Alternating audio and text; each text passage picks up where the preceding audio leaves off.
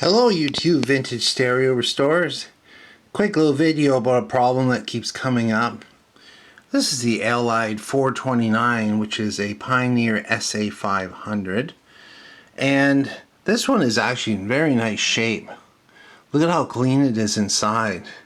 Not from a tobacco house or anything like that. Very clean. And it basically works with all original parts, but it has one lingering problem. That's this 250K dual potentiometer. It's an Alps. It's one with a split shaft like this, so you have one knob for one channel and one for the other. Then they fit together so they look like the other knobs. I don't know what it is this year, but I've had several of these that were bad. A couple of Kenwoods, a Sony, all from the same vintage, and all an Alps pot, a 250K. Anyway, I sprayed, and you can, there's different things you can try. You can spray with different things like Neutral and Deoxit, basic contact cleaner stuff with oil. No matter what I did, no matter how long I left it, I would turn it on, and every time I moved the volume control, it was, especially in the right channel, overwhelmingly loud. And I mean, you move it to where you want and you listen, and it sounds great. It's a good sounding unit. This one would probably sound okay even without new caps. But every time you move the control, I'm telling you, you can't. If down the road you want to sell it or whatever, it just becomes annoying. Now what's interesting is I put in one. So this is another 250K Alps, the one that's mounted. I already switched it.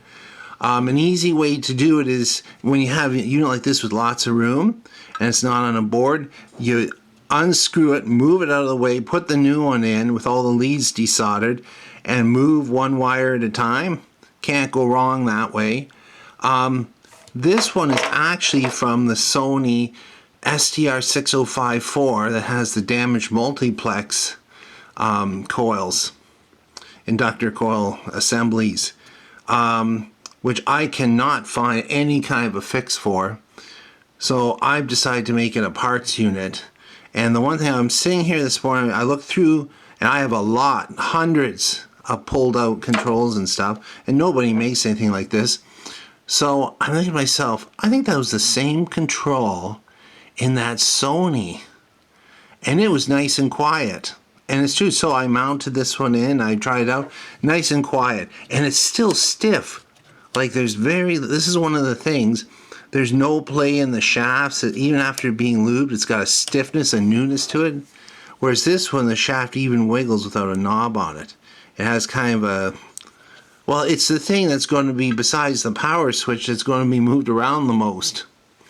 Anyway, just something. When you get into them where they're mounted on a board like this, these are the tone controls. It's a little different thing to deal with. And there's these smaller controls. There's actually ones you can get like brand new. They're just as good as the originals. But all the other controls and switches in this are good.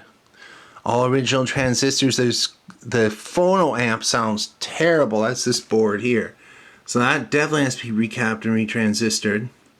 So I'm going to move on with this one, and we'll see how it does. Just a little tip there on volume controls. Thanks for watching and listening.